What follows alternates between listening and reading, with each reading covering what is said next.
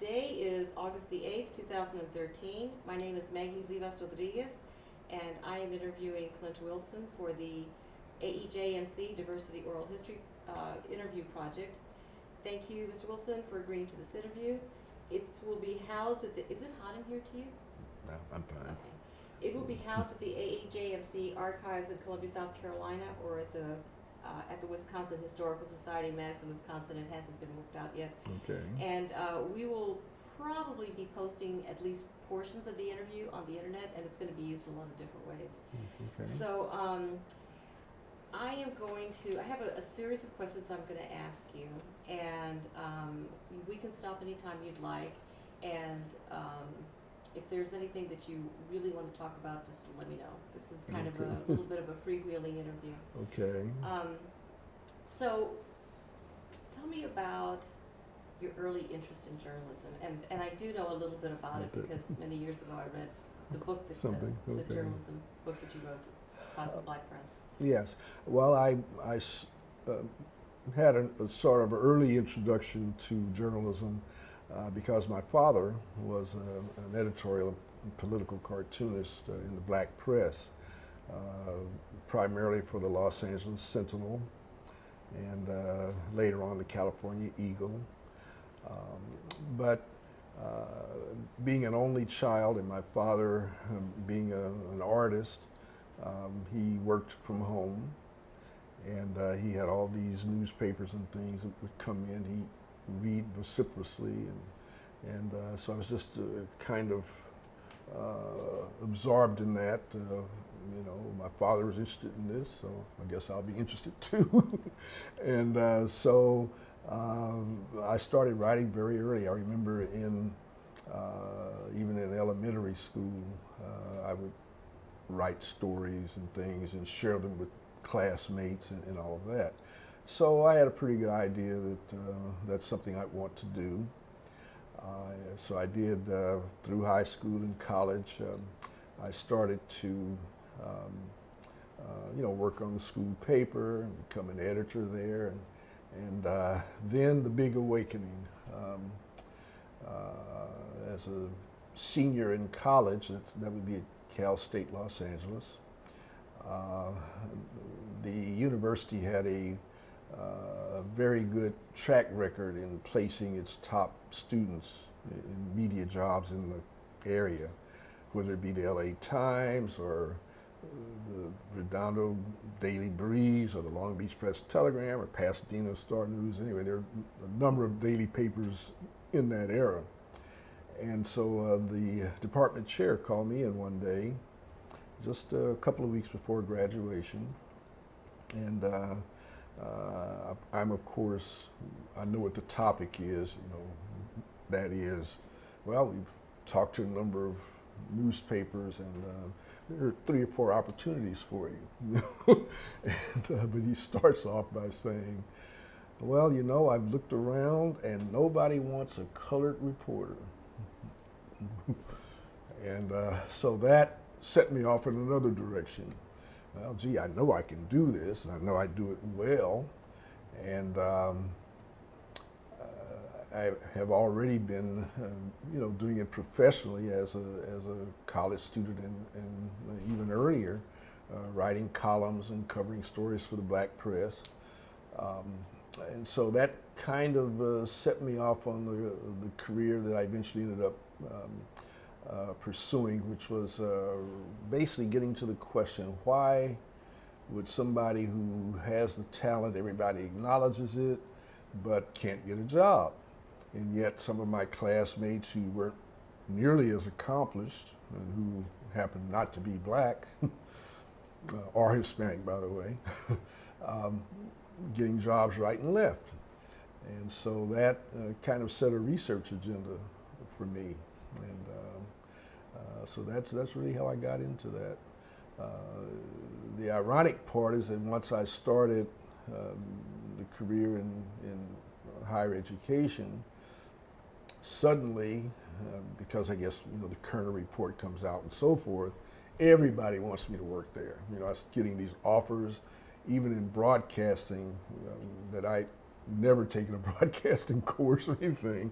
suddenly, people want to talk to me. Well, now I've got a career started, in education. So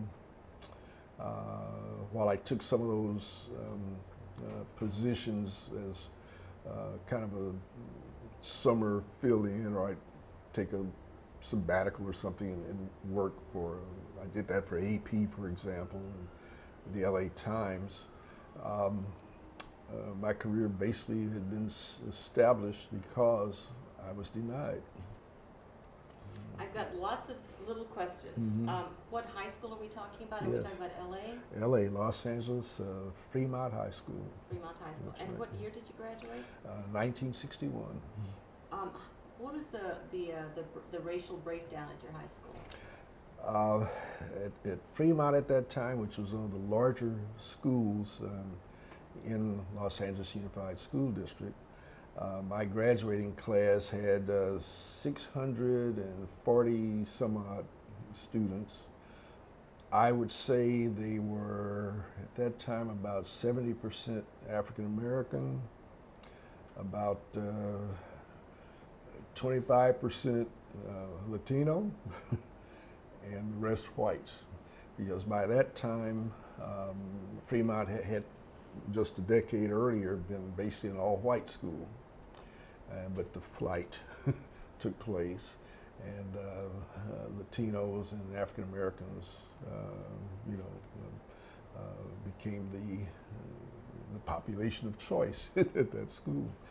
And there was another thing that I learned there in very subtle ways. I had a number of Latino friends in high school. And we saw ourselves in the same boat, as it were. We had some brilliant students, we had some good athletes, both, cultural groups. And so I just had a kind of an inborn affinity for an understanding of that culture, and always related to it, and they related to me, and it was wonderful. We had people living next door, that kind of thing. So it was an excellent kind of preparation for eventually meeting Felix Gutierrez when I went to Cal State LA, and working together on a number of things, and so I wouldn't trade that experience for anything. It strikes me that growing up with your father already in the news business, did he talk? Did your parents talk about African Americans in the context of how this all works in the U.S.? What kinds of things did you grow up hearing? Well, we talked about it not so much because a lot of it was obvious. I read the black press. I knew what was going on.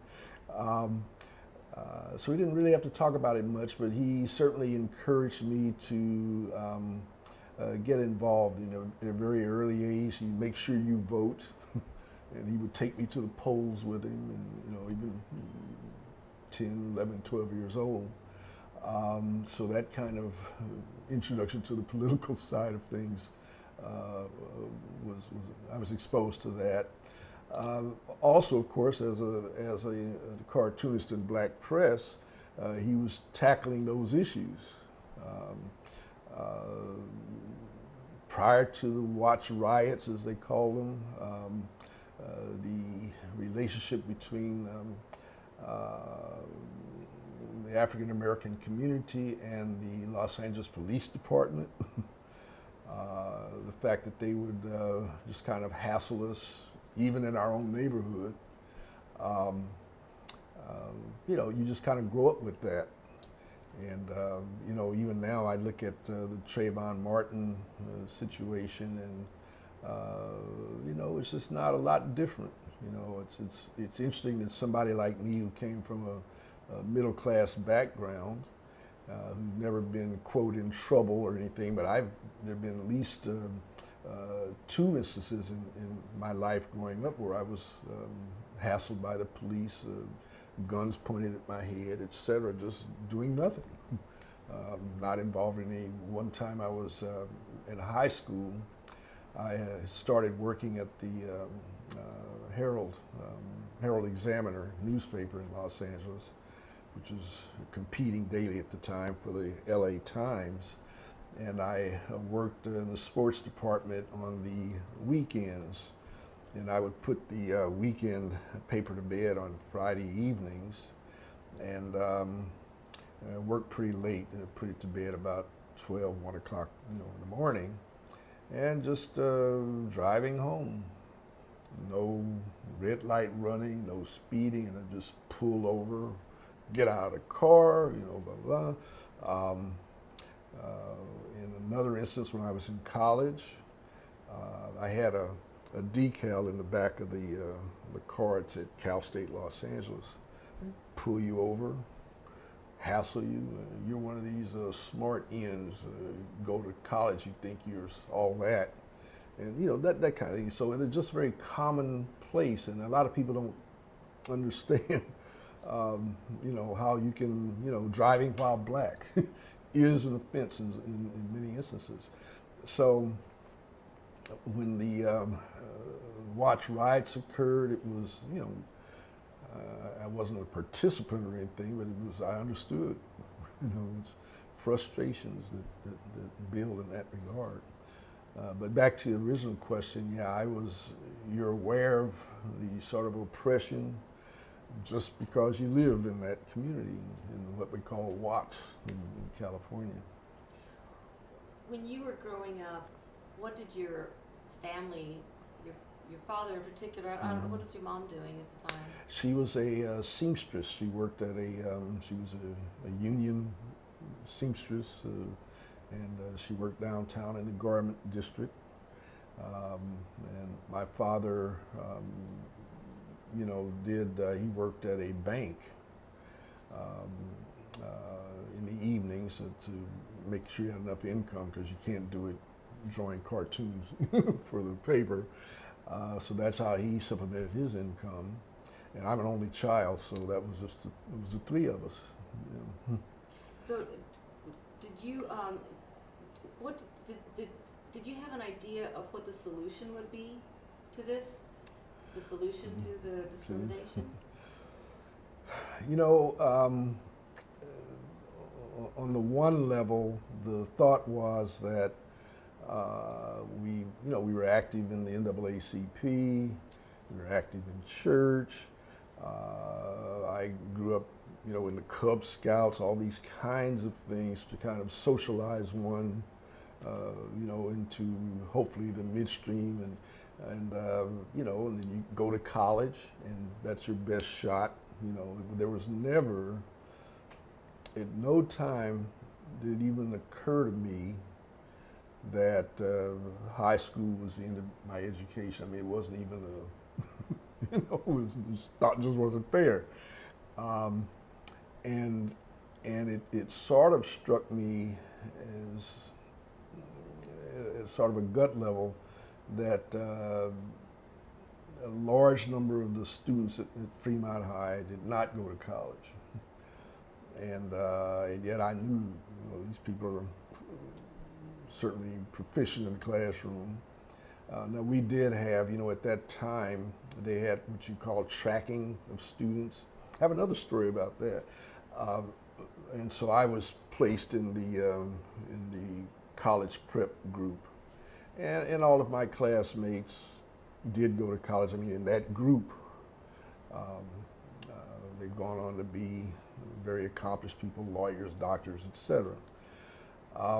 But a key moment I remember in junior high, which what we used to call middle school then, it was junior high, and we got to the point where I was about to leave that school and go to Fremont High.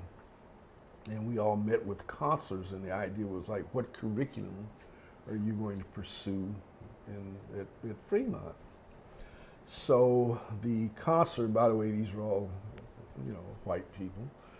The counselor looks at me and says, well, I think you Wait do 1 well. second, 'cause I hear that. Oh, okay. Oh, you get it. I know this will, I'll hear it when I'm. Yeah.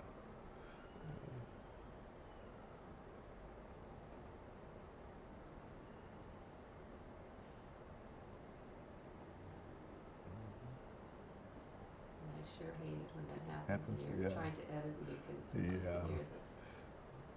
Right, when something important is being said, Right. all that shit. Or the phone rings. Yeah, right. That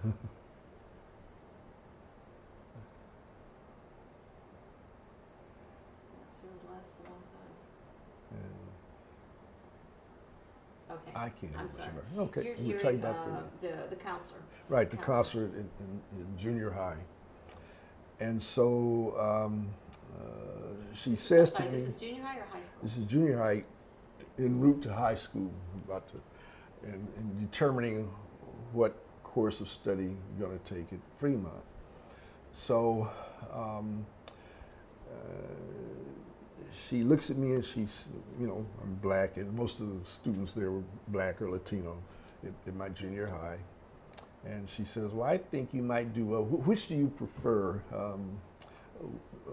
Wood shop or would you like to work in the electric shop or the automotive program they have at Fremont? And I said, well, yeah, I don't mind working with wood, things like that. Maybe I'll do that.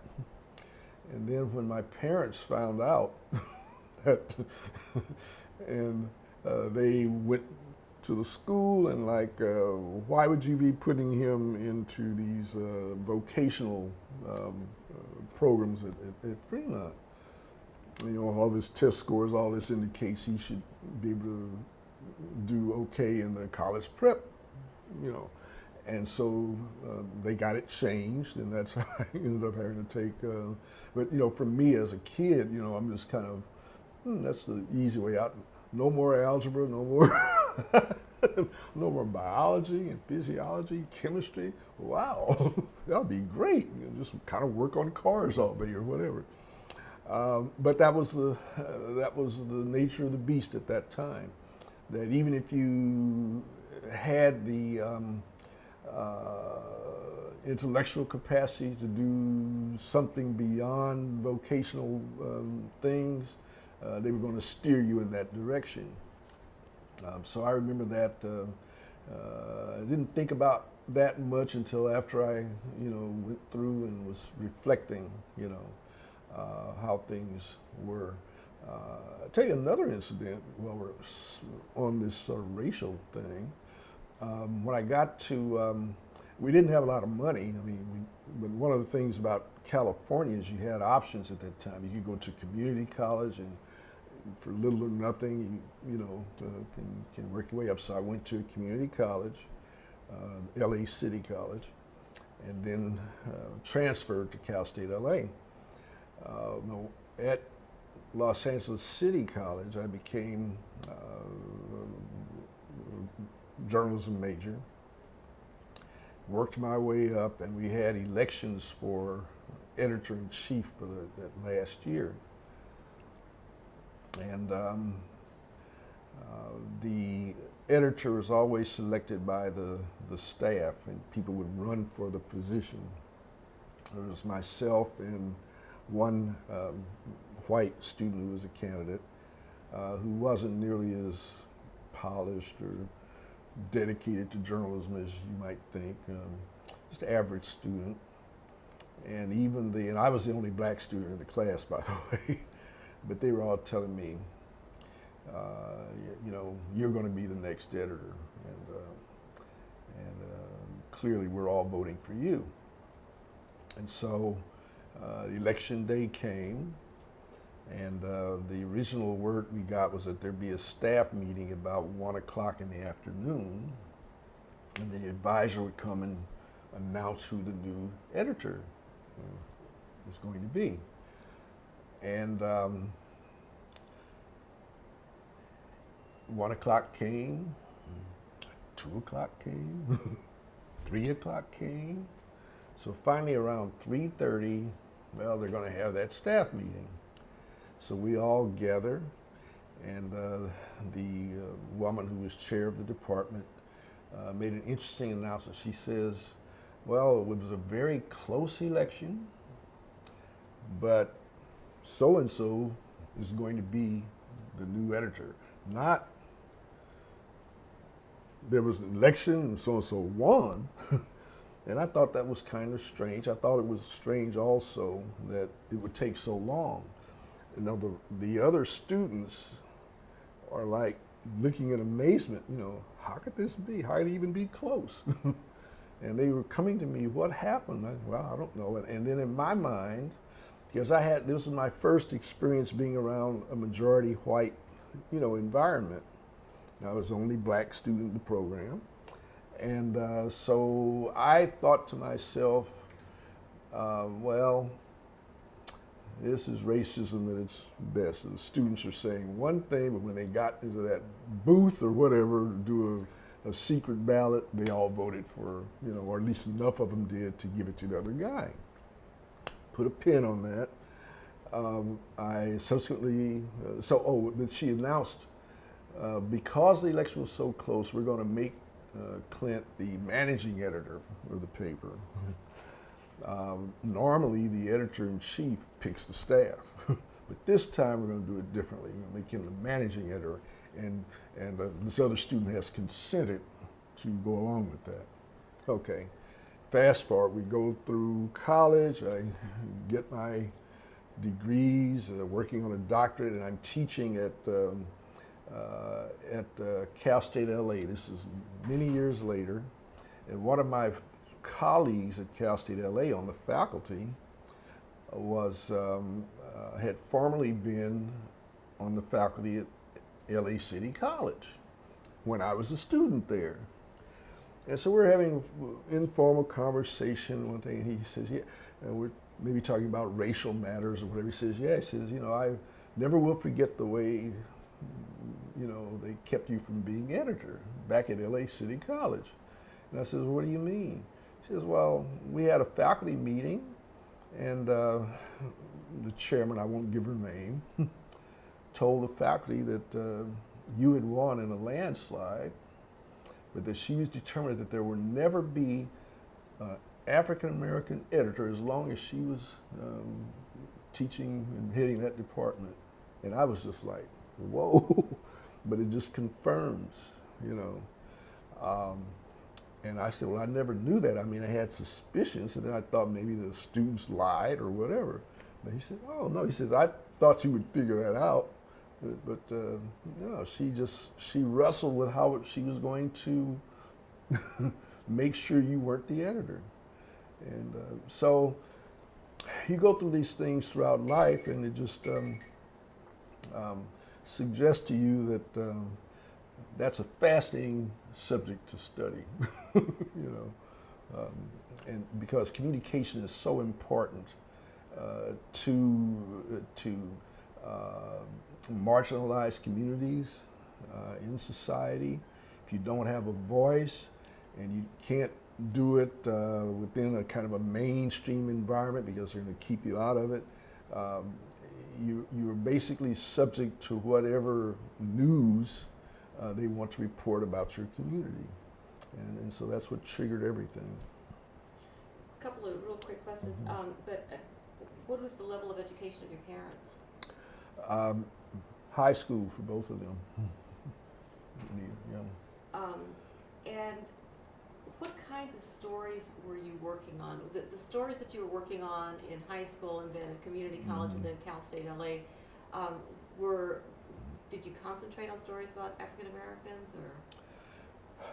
No, because you know, there's the understanding that journalism is, first of all, is objective, and but I also knew that to be a well-rounded reporter, you needed to cover a lot of things. So basically, I started in sports, but which is not a bad way to start, because there were some things that happen in sports that make you come to a determination about what is the lead, what's the most important thing, etc. But then I, also branched out, even as early as LA City College. I covered campus affairs, some educational issues as they related to higher education, the community college system. One of my, one story I'll never forget, I decided to go cover a lecture by a scientist who had worked at JPL, the Jet Propulsion Lab, and he was discussing the lunar landing module. And I said, I need to go cover some science stuff. So I go over to the lecture hall where this fellow was speaking, and I knew I was in trouble immediately. There were all these symbols on the blackboard, pi times this times square, whatever. And, there was that valence chart they used to have in the science classes with all the elements, and oh boy, I'm in trouble. And we had a conference in Houston, Texas, this particular year. I guess it's late 70s, had to be late 70s. And when I checked in to register for the conference, there was a note there from a gentleman by the name of Pluria Marshall, who was head of Operation Breadbasket in Houston and was a civil rights activist. And he left a note for me when I checked in, please see me, I want to talk to you about some things. And because he had seen some research I'd done, or maybe a book I'd done or something. And he said, I wanted to meet you. He says, you're in Los Angeles, and we're negotiating with Times Mirror about some things, and we've made the point very clear to them that they're not going to get these two, complete this sale without making some major changes. But what we need now is someone to come up with a program, okay, that basically here's what you need to do specifically. And then I said okay. I spent some time with him. He asked me to join their board of directors, and this takes place over a period of about a year or so, and they finally come to the pivotal meeting period. It was a weekend, I think, and as Pluria liked to say, he says, we held their feet to the fire, and when they were ready to do business, we're going to call you in. You'll be ready. And we got to that point. I went up and was introduced to the publisher and all the executives, and how can we help you? Dr. Wilson. Yeah, here you go. Boom. I want this, and I want to establish this institute. And no problem. And by that time, they were ready to move. All of this went down the tubes in the 80s, basically during the Reagan administration. They deregulated everything, and we didn't have that leverage any longer. So, were you a member of the Black Media Coalition? Not before that time, no. Okay. So the Black Media Coalition already existed. Oh yes. And so you came on board, and basically what they wanted you to do was present some research and right. drop a proposal saying these are some of the things. And I was a Los Angeles person. Okay. Yeah. NBMC was national, but it was based in Houston, and that's where Mr. Marshall lived. And he ran Operation Breadbasket and very active in civil rights, etc. So is that about the same time that the NABJ was also being formed? NABJ, yeah, roughly. NAB starts around 1975, I believe, just around this period. NABJ was sort of inevitable. It was the Following the Kerner Commission report, the so-called mainstream media started hiring, African Americans into the newsrooms. And in doing so, and I've written about this before, to a large degree, they raided the black press. Some of the top talent available was already, with the black press, and they lured them away by offering higher salaries and the opportunity to speak to a wider audience and that kind of thing. Vernon Jarrett was one of those. Many of the founders, Chuck Stone, all of them came out of the black press. So it was sort of a two-edged sword, because this sort of integration, touchy word here, but this bringing of African Americans into white media was sort of a major blow to the black press, because how do we replace these people? And it really contributed to sort of the beginning of this sort of diminishing of the black press in terms of its national impact and so forth, because you can't replace, when you lose top people like that, you can't replace that. So a very interesting time. So as a result of all of these African American journalists going to the mainstream newspapers, you said that it was inevitable that NABJ would be started up. Yeah, because once they got there, you have this instant problem. First of all, a lot of your colleagues in the white media, well, you're only here because of affirmative action, or because of the Kerner report or whatever.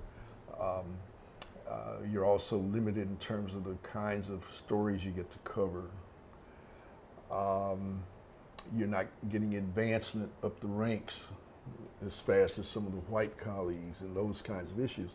So that's why I say NABJ was inevitable, because although there were increasingly more numbers of African Americans coming into these organizations, it was still let's say, they were insensitive to a number of these issues.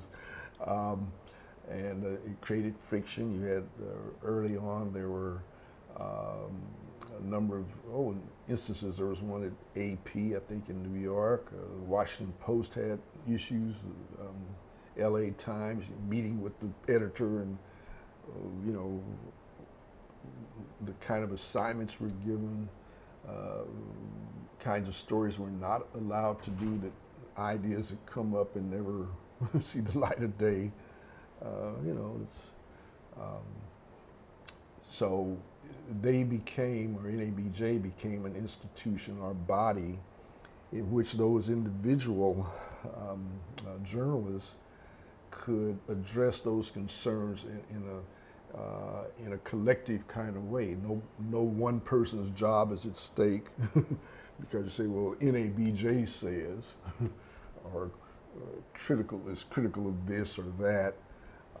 And so it was basically a natural outgrowth of the way this was done. At the same time, the Kerner Commission had asked the higher education, i.e. AEJ and those folks, to put some people of color in the pipeline, and to get some faculty so they can relate to the faculty and that kind of thing. And so that, this is about the time that Lee Barrow's talking about, he starts MAC in 1970, but it was like pulling teeth to get AEJ to come along, Everybody was, yes, we need to do this. Nobody was doing anything, so very dynamic era. So what was your role in the creation of NABJ?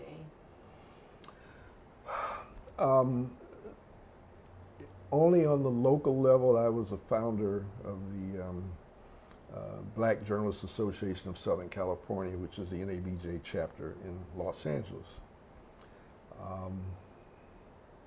I was teaching at Cal State at the time, and I had a couple of friends who were now at the LA Times, or Tony Cox was at KFWB, a radio station, a news radio station. And we started meeting, addressing some of these issues. And so 3 of us decided to let's start, an organization. Wait 1 second. Yeah, I need water too. A big truck or something was passing. Sometimes I can hear it better than the mic thing here close. Okay, so I'm sorry. So Tony Cox contacted you? Well, he wasn't the first, but I think the founders were. There was a woman named Valerie. I can't remember her last name. She was a writer for the style section, or really, I forget what the term was, at the LA Times. Bill Lewis, who was a cameraman, a black cameraman at NBC. And so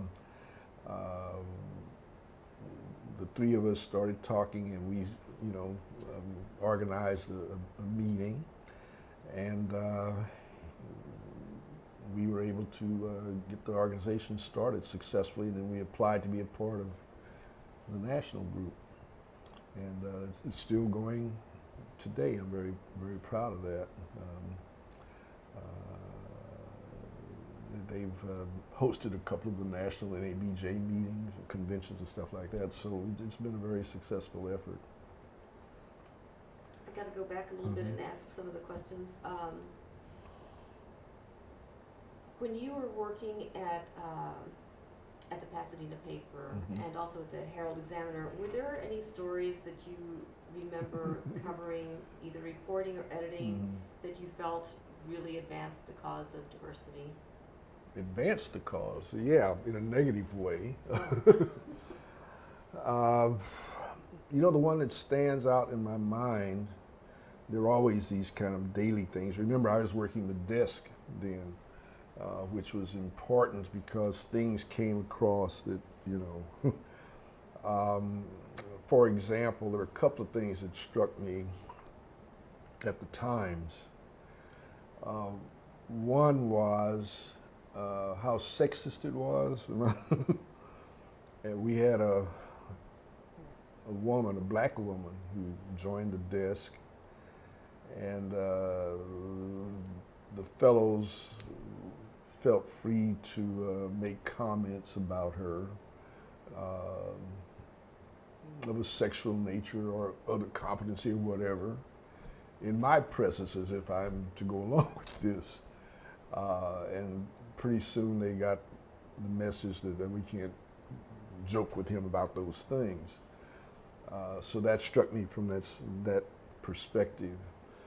But another one, I've got a couple of stories there. Wow. Ooh. Well, while we're at the Times, I'll talk about this.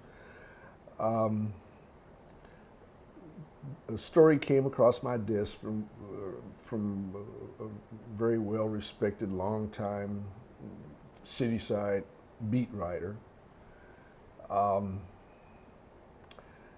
And his story was about, I think it was a shooting or something in South Central LA.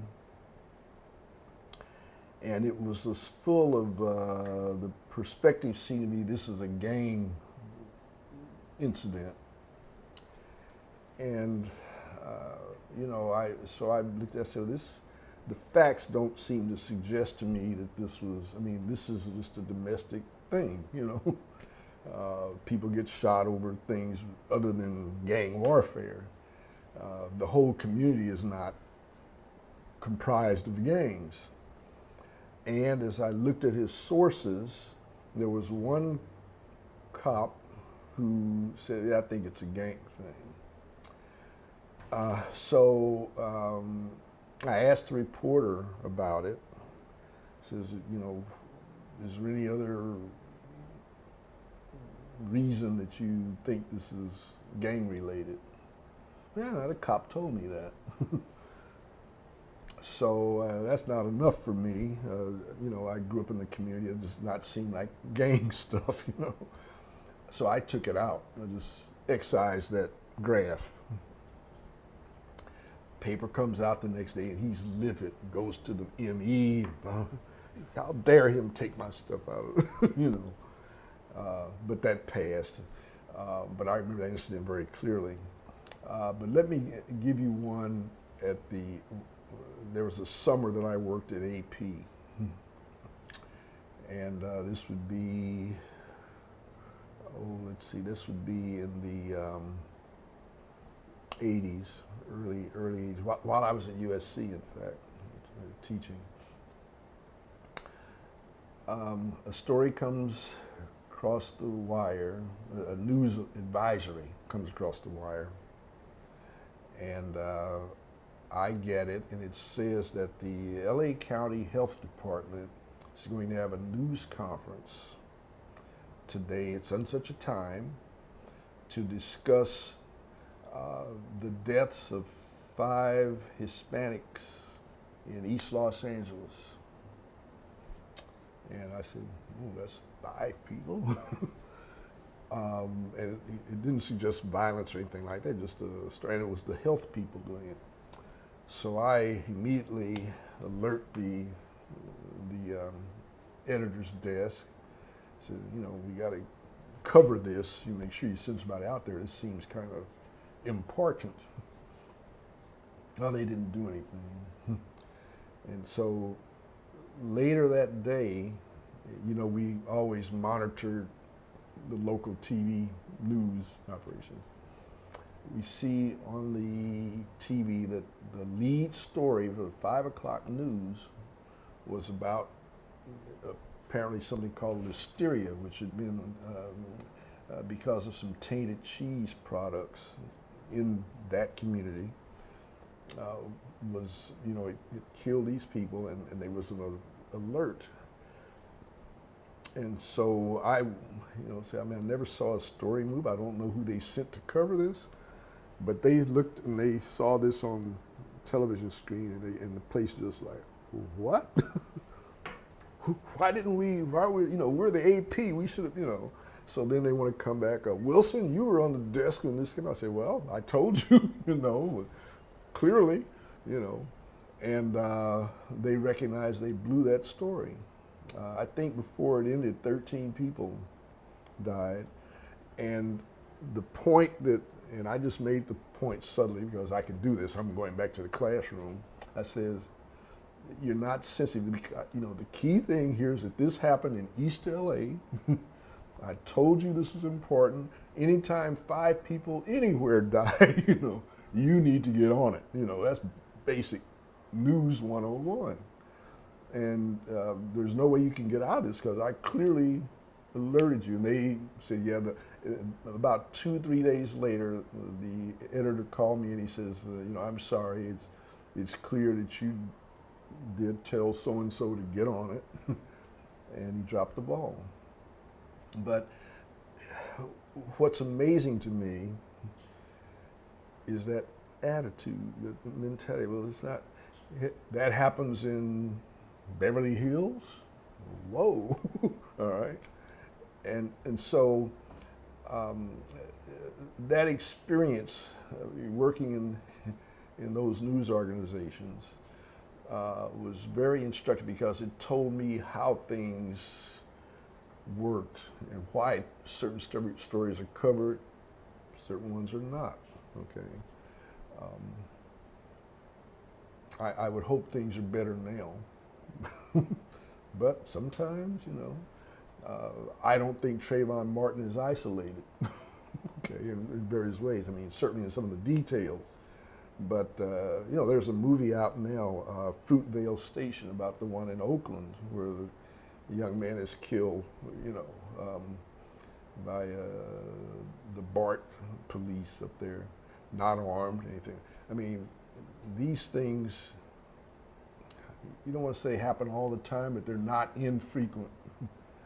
And to the extent that people in 2013 think that this is highly unusual is mind-boggling, because it's not. If you live in this country and you're black or brown or whatever, you mentioned earlier about my family. We didn't talk so much about civil rights per se, other than like they were active in the NAACP and that stuff.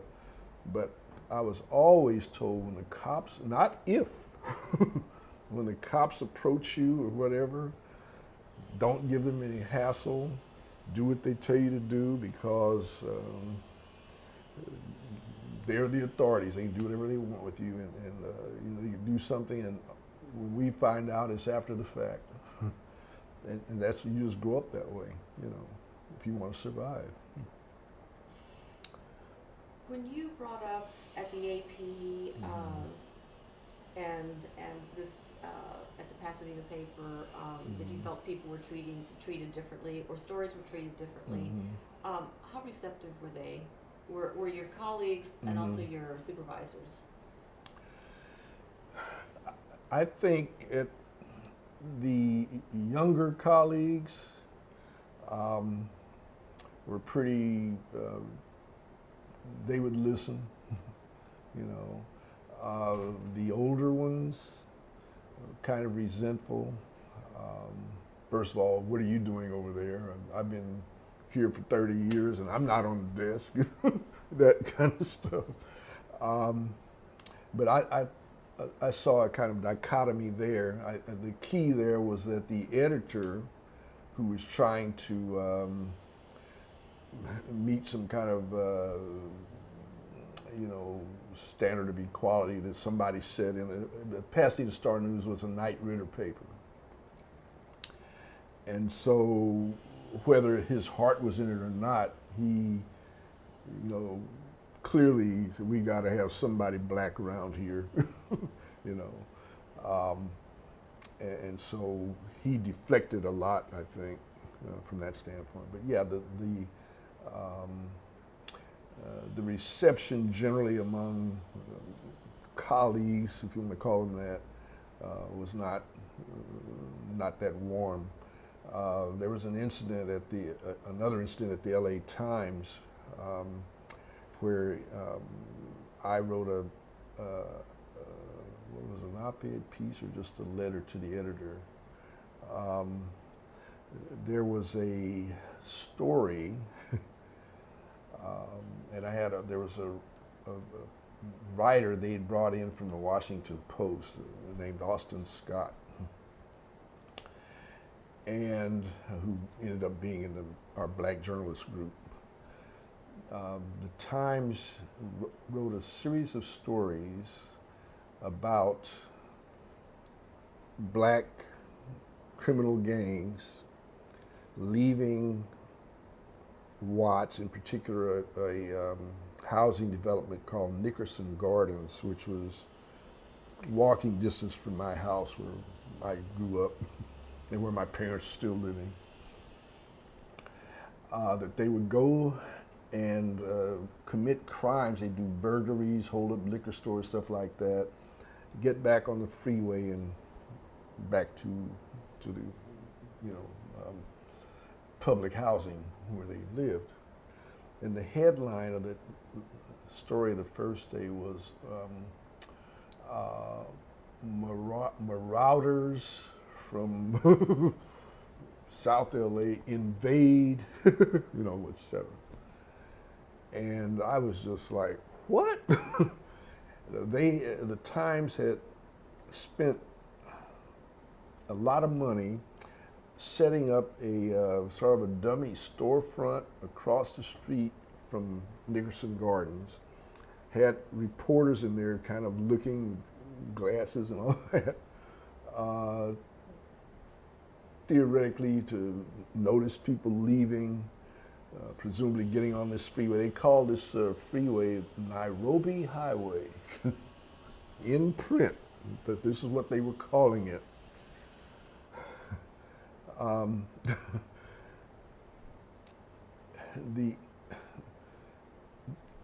what do you say to something like that? I mean, this is, we just had to address this issue.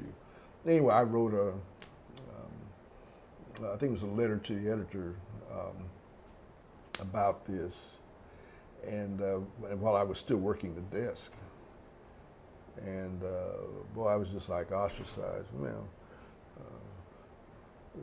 something would come across the desk. Well, Clint wouldn't want to deal with this because he thinks we're all a bunch of racists, stuff like that. So you get those kinds of comments. So this was an African American writer who had Oh written no, not in this case. Not as bad as some of the things you've seen in the Post. We were talking about this the other day when they sold to Bezos. But they've done the things with Janet Cook and Rosalie's story, which was done by a black writer, basically plays into the stereotypes of what life is like in the black community in Washington. So these kinds of stories, hopefully they're far and few between now, but this whole thing has been a gradual process. And as we get to this point where newspapers per se are declining in circulation, revenue, that kind of thing, and we were talking about this earlier, I am afraid that there are fewer and fewer voices from underrepresented communities in a position. Oh yeah. There's a construction thing. yeah. Okay, I'm sorry. You're saying that with the current atmosphere of there's fewer and fewer stopgaps. Yeah, there are fewer and fewer people of color or people who are representing those communities, or even among whites who are sensitive to these issues, in place to let's give some thought to this before we run with this story, or is this really the whole story? Because many of them don't have sources in the various communities that need to be served now. And so as these communities are becoming a larger part of the demographics of the United States, and then at the same time we see the media becoming less representative of those voices, I think that I don't want to be a doomsayer, but I think that maybe the interest in doing this kind of thing is sort of peaked and we're going down again. It's sort of kind of clear to me. We're losing people right and left in the industry. So where did you get your PhD from? USC. Okay. Mm-hmm. So you were involved in, as far as I can see, there's at least 3 different efforts to increase diversity within the news industry and in academia, right? There's the National Black Media Coalition, NABJ, and then this other program at USC. Yeah, the Media Institute for Minorities. Okay. Were there other things that you did, either programs, or I know that you have been called on to take a part in lots of things. Research-wise, yeah, I think another large effort for many years. I ran the summer programs for minority students. I did that. It started at Cal State LA, and then Felix and I ran one there in the summer for high school kids. And then the major sponsor was Wall Street Journal, as I recall. And for about 10 years, I ran these summer programs. I would get kids from we started with a multicultural group, and then as it got, as Felix, for example, was working at CCNMA, the Chicano News Media Association, and I was running the Institute, we get more kids. I could have 20 kids who were black, he could have 20 who were Hispanic, so it just worked out. And so you double the effort. So both of us were getting grants for that for a while. The idea being, of course, we need to start these kids off early. The other issue is that the de-emphasis of journalism in high schools, so that we're trying to kind of fill that void at that level. Why do you suppose that was? Why did they start emphasizing journalism less? Well, when you talk to educators, they would say that the main problem was that there were pressures put on the curriculum in high school to do other things, and that also these programs were expensive. The equipment, how do you get a paper printed and that kind of thing. When I was at Fremont High School, this is back in the 60s, early 60s, we had our own print shop, of course. And so we had our journalism program,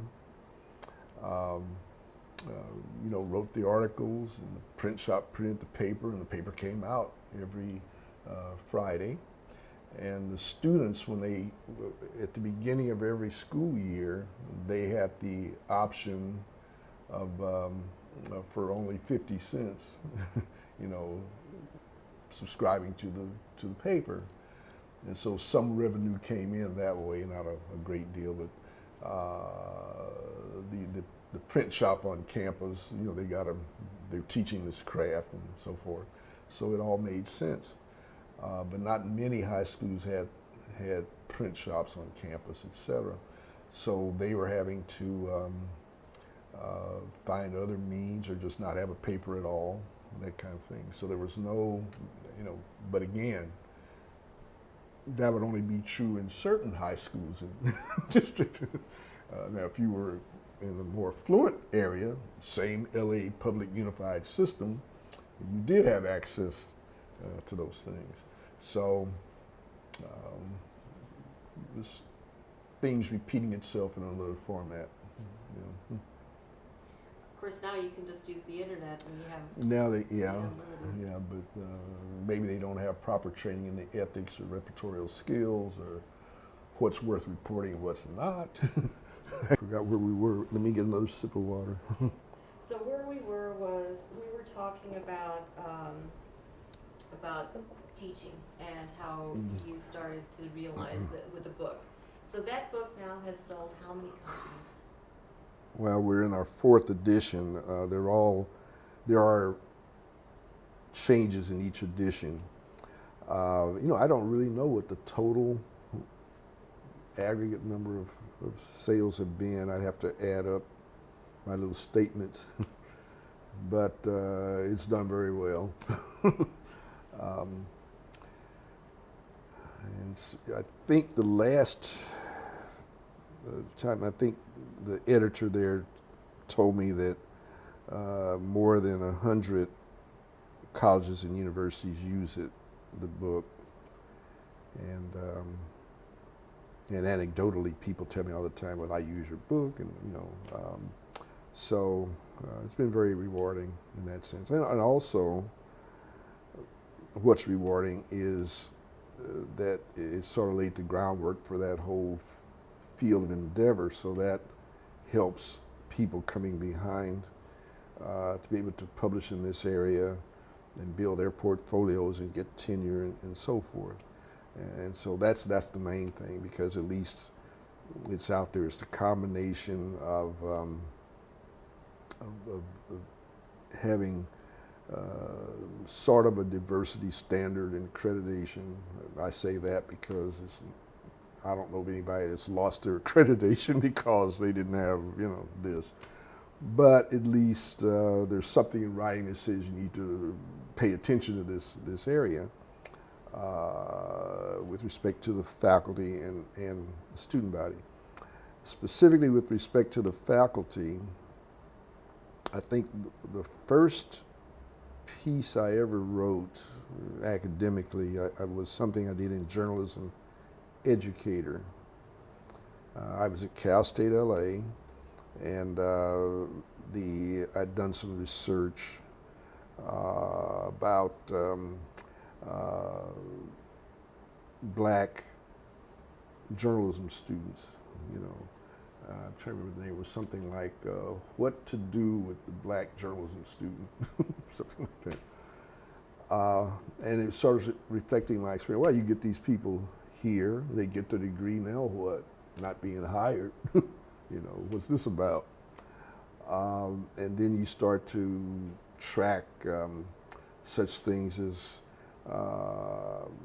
one of the things I found was that students who were active on the campus newspaper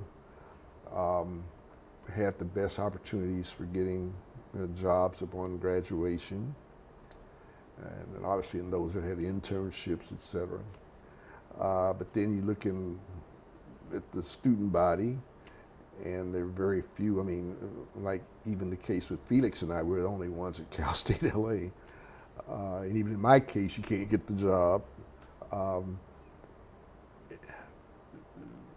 The faculty has to have something to do with that. The faculty's not pushing recruitment, they're not pushing retention, they're not really trying to make sure these students have employment when they leave. And part of that has to do with the fact that they're white. Okay, you look out for your own. And so it was clear to me that a major factor here would be we've got to get more people of color and women on these faculties.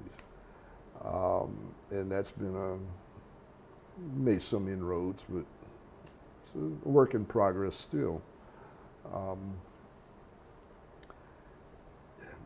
So that's kind of, and that was at the point when I started going to AEJ and met Lionel Barrow and so forth, and oh, this guy sees the same issue. Goes to AEJ all the time, and not many of us here. that speaks to something, kind of parenthetically, last year I served on the Centennial Commission, and without going into the background of the book that was going to come out that we decided not to publish.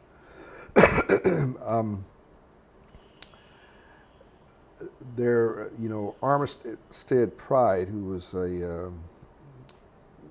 was the dean or chair at Lincoln University in Missouri, was really the prominent J school for African Americans, certainly well into the 50s and 60s. He was, as far as we can tell, the first African American, faculty member in AEJ. And because I was the one who finished his book on the history of the black press, I was interested. I told the person we'd commissioned to do the book to really look into this, because this is the beginning of the chain. AEJ has had women almost from the beginning, not many, but they've always 1, 2, 3 here, that type of thing. But in terms of multiculturalism and so forth, that has to be a major part of this book if you're going to do the centennial of AEJ, right? And it just wasn't there. And I kept telling the person, you got to do this. And there were other people on the commission who thought it was weak. And yeah, it would have required, there wasn't a lot on him. I mean, Jennifer's records, first of all, the records are all over the place. But it seems to me there could have been a more concerted effort to track the beginnings and the development of faculty of color, in the academy.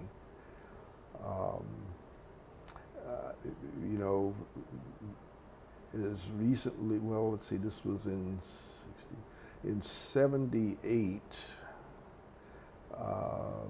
Scroggins over at South Carolina did a study of the faculty, and he found that as late as 1978, there were only 98% of all the faculty were white male. 98% white male. And where does that leave the few women? And certainly people of color. And that was astonishing because that was, the Kerner report had been out 10 years then at that point. This was something that Lionel Barrow was addressing from the beginning because, I'm not sure if he was the second person who was ever an AJ who was black or whatever, but he'd be pretty early on in that regard, and it was just so clear. And it's kind of like now as we try to discuss these issues of race in America, we look at the industry and we can kind of point the finger and we can say, for example, I was telling someone yesterday about an article that was in the Post, Washington Post a few days ago, and the lead essentially was when President Obama walks into the White House press room to discuss the issue of race in America. All the reporters who are covering this story are white. When he comes into the room to discuss immigration, major importance to a large percentage of our population, there are no Hispanics in the room to ask questions or to illuminate this issue. And so I bring that up because not only is it a problem still in the industry, but what kind of innovative ways, if any, are being applied to make headway in this regard in the academy? What are we doing to see that we bring young people of diverse cultures into the academy with some reasonable sense that I can, progress, get tenure and so forth, without any mentoring, any, and I've always felt this was an issue. I was talking yesterday to one of my doctoral graduates, I was chair of his committee. He graduated, got his doctorate 2 years ago now, and he's at a university, and he's an assistant professor, and he's, doing these things. Yeah, but they give me 2 new preparation courses. I've never, and they want me to publish, and they want me to, make sure I mentor the African American students that are here, blah, blah, blah. And then at the same time, I've got to, they expect me to get published, and have this record. And so they're working at cross purposes. And, I'm sensitive to the fact, everybody's sensitive to the fact that you have to do these things in the academy if you're going to advance and succeed and all that. At the same time, are we taking this issue seriously enough? I mean, if we really want to get a diverse faculty, then we're going to have to put forth some extra effort.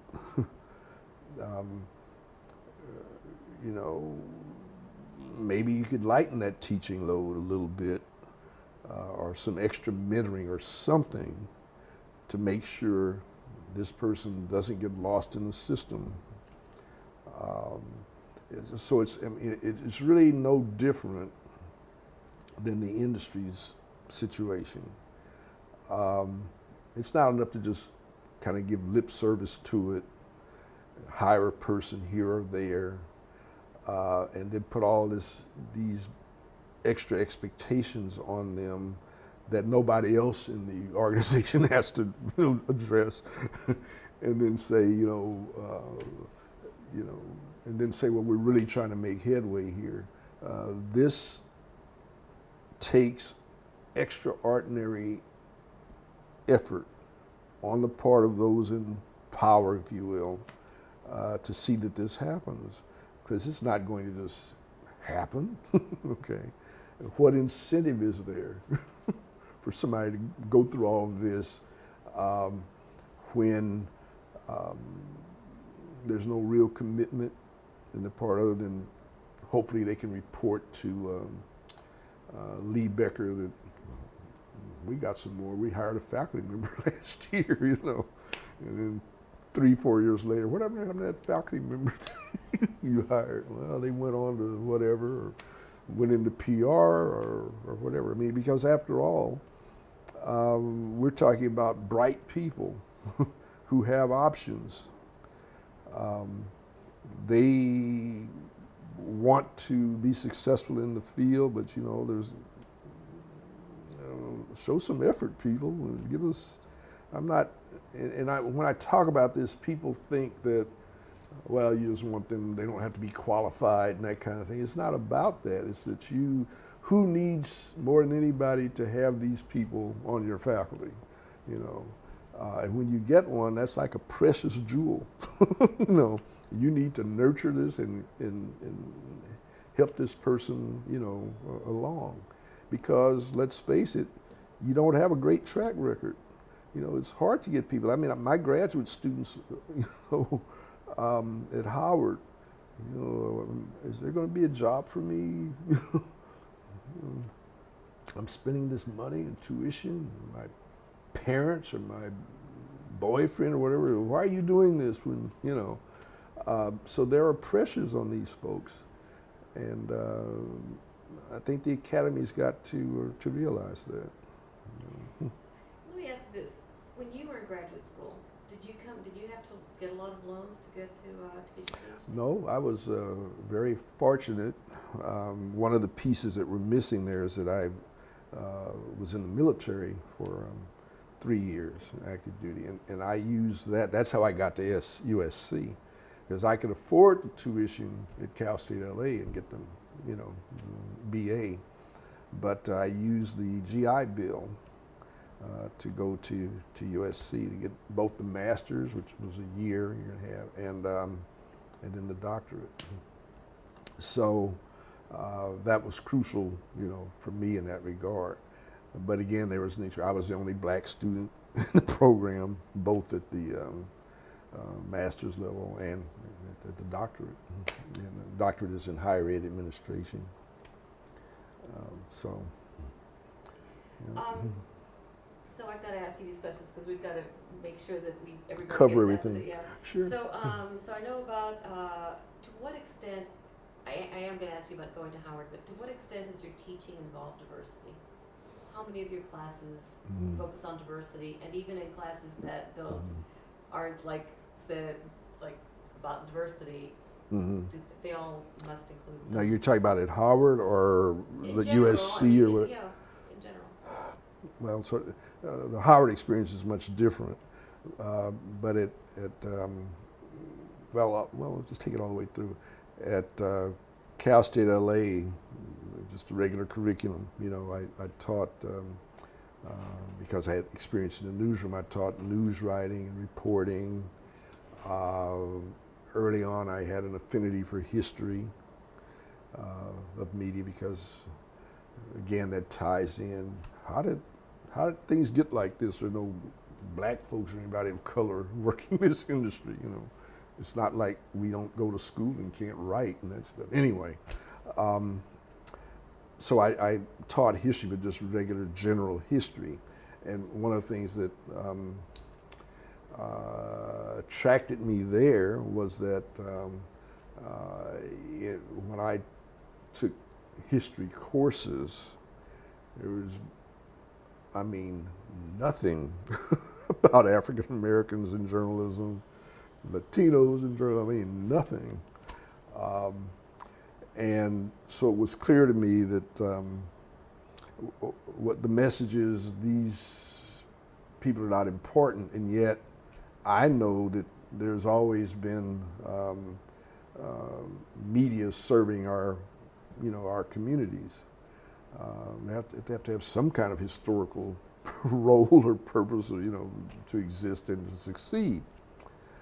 But generally, I taught mass comm, the general intro to mass comm classes at USC, and then when I was, so the answer at Cal State LA, nothing per se, other than what I could bring into the courses, because you have a certain student body, and I thought it was important that they know a little something about their history in the industry.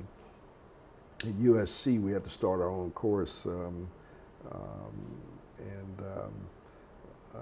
the textbook that the minorities in media became the basis for a course at USC, which we got approved by the faculty and all that to be an elective. And I would also, I taught the kind of introductory mass comm course, the big one, 100 students, that kind of stuff, with the TA and all that. And I would introduce a unit on people of color historically in the media. I would say it was generally well received, but there was always 2-3 students like, why is this why do we have to learn about, these people? That's to be expected. Now at Howard, ostensibly one thinks that, there's more of a background for teaching, about people of color in communications, et cetera. There was already a course there called History of the Black and White Press that existed. And when I came in and took that course over, and this is undergraduate now, I sort of refined it and changed it to, history of multicultural media. Because I wanted to make sure I was as inclusive as possible. It's also because at Howard, there are, the cultural mix is greater than people think. There are a number of Hispanic, Afro-Hispanic students, some from Puerto Rico and so forth. So, it's important that it be taught from that perspective.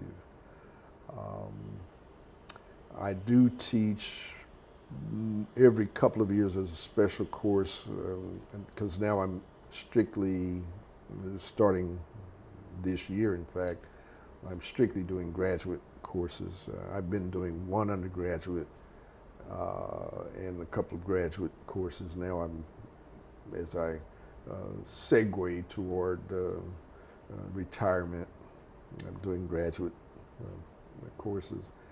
And I do have a course on the black press specifically. But then the other courses I teach on pop culture and mass media, you can, bring in the whole ball of wax there. Let's see, I also teach, last year for the first time, a sports and media and culture course. So, I'm happy with that, that set of courses. So let me ask you this about, do you feel that as an African American academic, do you feel a sense of taking a kind of a mantle of leadership in the African American community? In this field, or just No, just I in mean, general. I mean, do people, you know, you talk about the man in Houston Mhm. looking to you and wanting Yeah. some help on this. Yeah. How how many times does that? I mean, how often is that an issue?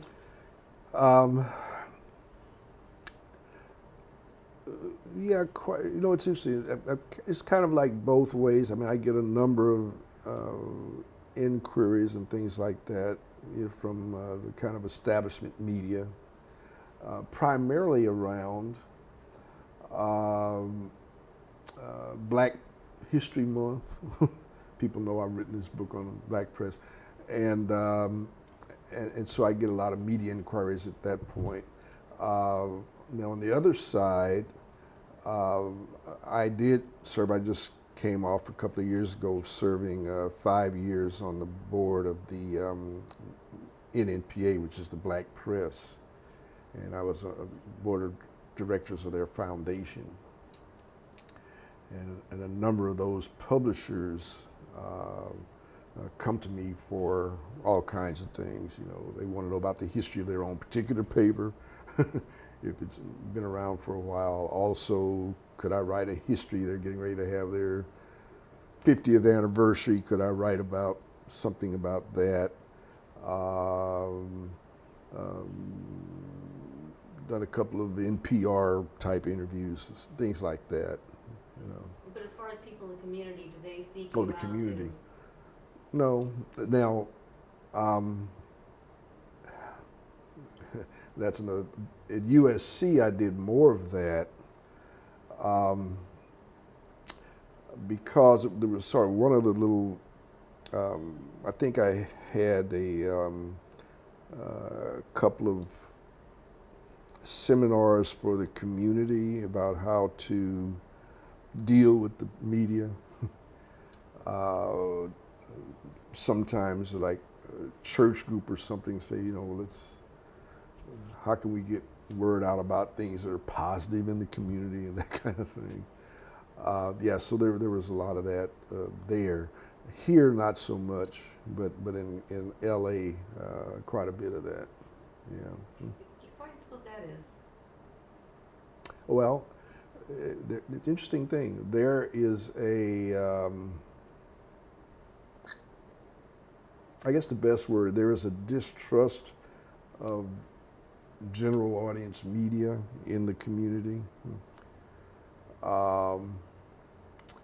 And the notion, you sort of walk a fine line. I remember the summer I worked at AP, and one of the anniversaries of the Watts riots came up, and well, Wilson, that'd be a good assignment for you, right?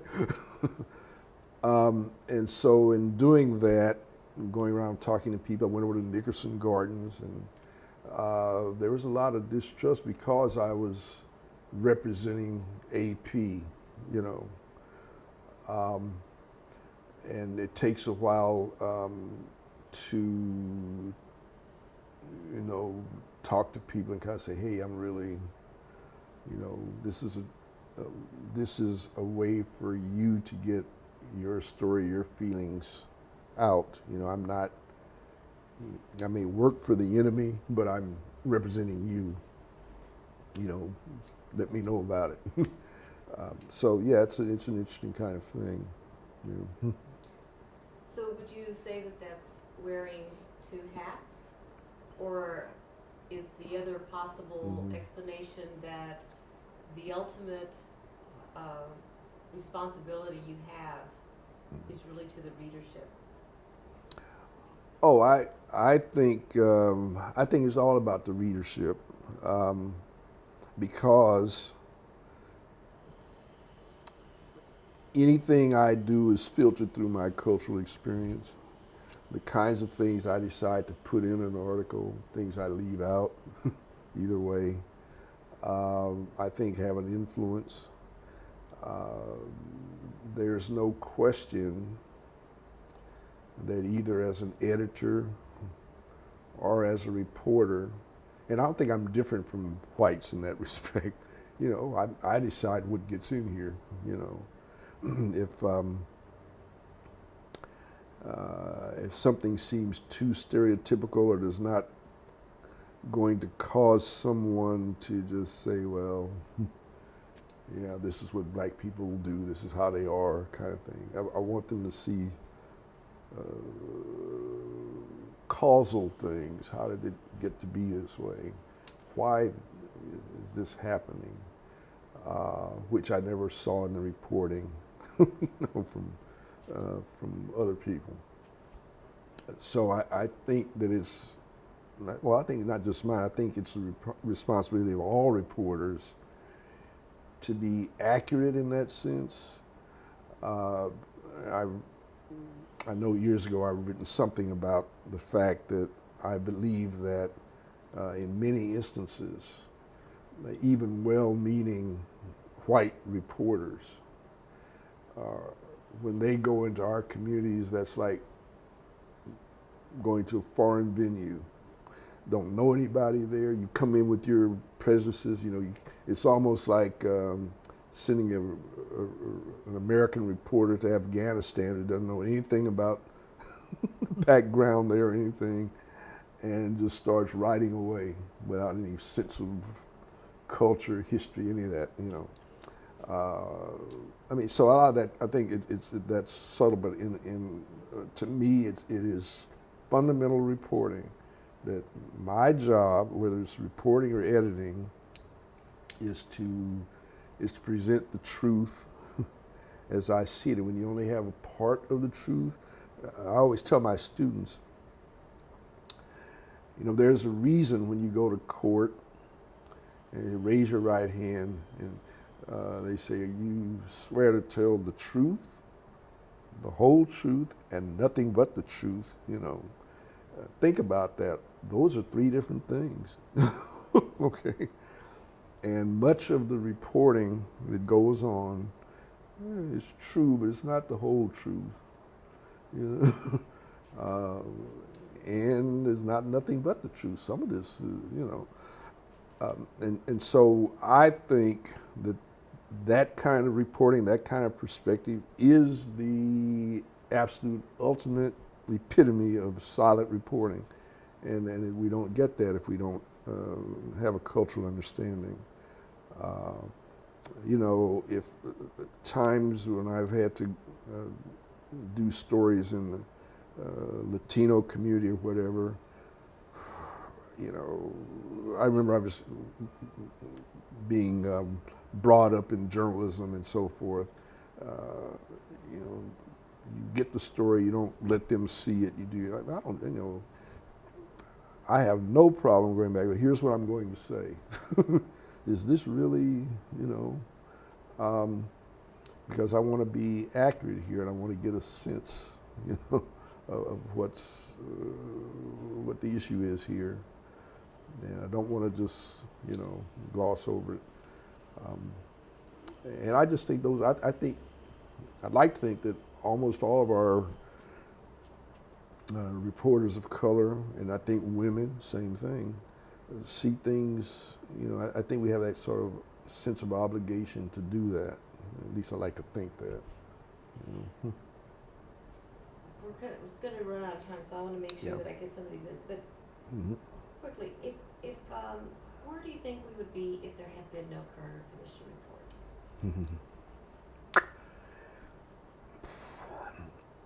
report? Sad to say, I think we'd be where we are today. I don't. Well, maybe that's harsh, but I certainly look around today. I don't see any particular allegiance, you know, to that, or even any reference to that. I think that within 10 years of the Kerner report, that was just passé. I think that there have been other forces that have been more important, you know, social, cultural forces, things that have taken place in our society that have made a difference. Such as? Well, I think the movements of the gay rights movement, you know, issues with respect to reproductive rights and all of these things. There's been some shift in society, some changes there that have, I think, changes in demographics. I had thought that as the demographics changed, we would get more representation. I think we've had in some instances better reporting by whites. And maybe the Kerner report may have brought it to the consciousness, but I think that one of my professors told me once, it may have been a history professor, Americans can't concentrate on any one issue for too long. They may seem all gung-ho about it for a month or two, a year, whatever, but something else happens to draw their attention away, and then they go into that. Give you a more recent example. We look at these shootings in Connecticut. It hasn't been, a year, much less than a year. The whole gun control thing, it just, and so when I think about the Kerner report, I see it that way because, first of all, it was something that sort of struck at the communication industry, but the general population, Kerner report, when was that? And so I think the initial reaction was one of embarrassment. The media industries that had been throughout the 50s and 60s, they were covering Martin Luther King and all those things, and Rosa Parks, and chastising other industries for their lack of employment of people of color. Look at, you're not, this industry or that industry, IBM, whatever, you don't have any, And then somebody comes along and does a report and it points the finger at them. Well, you've been talking about these other industries, and what are you doing? That was embarrassing. And it had their attention for a few years, but again, there was no commitment. It was like let's show that we're not everything they said we were. We're not going to really get full force. I mean, there were some exceptions, but by and large, why did we stop having these summer programs for minority journalists? Are we suggesting that this problem has been resolved? The data don't show that. Why did we stop? And so you look at something like, well, the economy is down. We can't put money into that now. We're losing revenues, blah, blah, blah. And never making the connection that maybe some of these newspapers may have survived had they been paying attention to the demographics right there in their own community. Why should anybody read? Years ago, another joint thing I did with Felix was an article we did for Columbia Journalism Review. We interviewed Otis Chandler, at the time was publisher of the LA Times, and he says to us, when African Americans and Latinos and Asians get sophisticated enough, they will become readers of the LA Times. And when they become readers, then our advertisers will jump on board because they want to reach these people. I mean, it doesn't work like that, man. It's like advertisers are not have no allegiance to the medium. They have allegiance only to those who can deliver the audience. And if you're sitting in the middle of Los Angeles in a sea of black, brown, yellow, all kinds of faces, and you're not addressing the needs of that community, you are going to die. I don't believe that. Well, here we are. One last question in just a few seconds, but Yeah. if diversity takes a back seat, what are the effects of that? Our society is in deep trouble.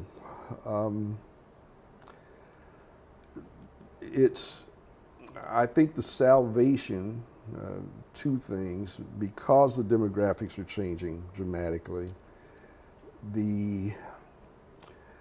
how should I say, corporate America is going to be the first to take notice, because their livelihood depends on extracting dollars from the consumers. And if the consumers run the gamut from these multicultural base, they act accordingly. Because if they don't get consumers, they die. So I think that, and of course there's intermarriage or all these kinds of things. The society is changing.